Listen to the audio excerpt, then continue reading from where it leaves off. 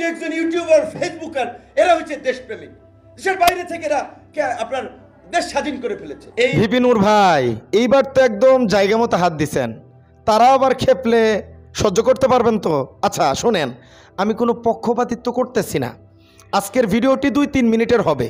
আমি বিশ্বাস করি আজকের ভিডিওতে যারা ক্লিক করছেন তারা পিনাকি ভট্টাচার্য, সাংবাদিক ইলিয়াস, কনক সারোয়ারকে ভালোবাসেন, কিন্তু আজকে কিছু বাস্তব কথা বলতে হবে। এই যে আমাদের ভিপি নূর সাহেব এই কথাটা বললেন যে কিছু মানুষ আছে বাহির থেকে তারা দেশ স্বাধীন করে ফেলাইছে, তারা দেশের ভিতরে অরাজকতা তৈরি করতে চায়।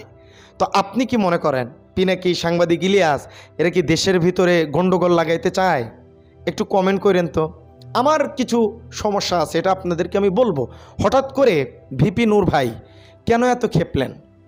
কেন পিনাকি ভট্টাচার্যকে নিয়ে কথা বললেন? একটাই ইস্যু এখানে ক্রিয়েট হয়েছে, একটু আপনাদেরকে বলি। এই যে সেনাবাহিনীর সেনাপ্রধান এবং বর্তমান একটা জায়গায় তারা হাত দিয়েছেন, সেটা হচ্ছে বিএনপির সালাউদ্দিন আহমেদ। এই জিনিসগুলো করার কারণে এখন বিভিন্ন রাজনৈতিকবিদরা তাদের বিরুদ্ধে আচরণ করতেছে। একটা প্রশ্ন আপনাদেরকে করি, বাংলাদেশে বিগত 15 বছর আপার বিরুদ্ধে একজন কথা বলার মতো ব্যক্তি আসছিল বাংলাদেশে? একটু বলেন তো। বাহিরে তো অনেকেই থাকে, বলবেন বাহিরে থেকে ফটর ফটর করাই যায়, আমরা তো রাজপথে কাজ করছি। বাহিরেও তো অনেক মানুষ আছে, তারা কি বলছে? বলে নাই তো। তো যারা বলছে, যাদের অবদান আছে, আজকে এই সময় এসে আপনি সেগুলোকে অস্বীকার করে, হ্যাঁ আমি বলতেছি না পিনাকি, ইলিয়াস, কনক সারোয়ার, দুধে দেওয়ার তুলসী পাতা, তাদের কোনো ভুল নাই, এটা আমি বলতেছি না। তাদের মতের সাথে আপনার অমিল থাকতে পারে, কিন্তু এই 24-এর গণ অভ্যুত্থানে তাদেরও যে কিছু অবদান আছে এটা আপনি অস্বীকার করতে পারেন না। এবং তাদেরকে এই অনলাইনে ভিডিও যারা বানায় তাদেরকে আপনি হেয় প্রতিপন্ন করে কোনো কথা বলতে পারেন না।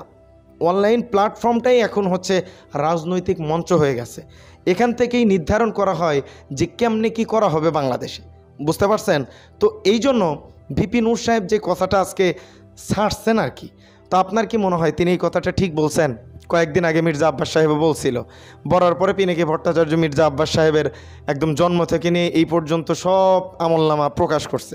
পিনাকি ভট্টাচার্য রেফারেন্স দেয়, কিন্তু আমার ইলিয়াস ভাইকে নিয়ে একটু কথা আছে। তিনি সাংবাদিক, বাংলাদেশে অনেক সাহসিকতার সাথে সাংবাদিকতা করেছেন এবং ভালো সাংবাদিকতার করার কারণেই তাকে দেশ ছাড়তে হয়েছে। এটা আপনি মানেন আর না মানেন, এটাই বাস্তব।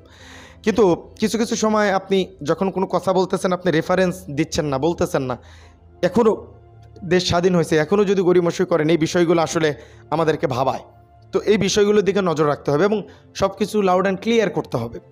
তা না হলে এই যে ভিপি নূর ভাই সহ আরও যারা আছে এরকমভাবে বলতে থাকবে। তবে এইভাবে আসলে বলা কতটুকু সমীচীন আমি আসলে বলতে পারি না। আপনারা এই বিষয়টা একটু বিবেচনায় দেখবেন। আমি বলতেছি না যে দুধে তো তুলসী পেটাতে, আমি বললাম মানুষ ভুলের ঊর্ধ্বে না, কিন্তু সমালোচনা করার একটা সিস্টেম আছে। এইভাবে ঢালাওভাবে আপনি এইরকমভাবে অ্যাটাক করে কথা বলতে পারেন না, এটা আমার কাছে মনে হয়েছে আর কি।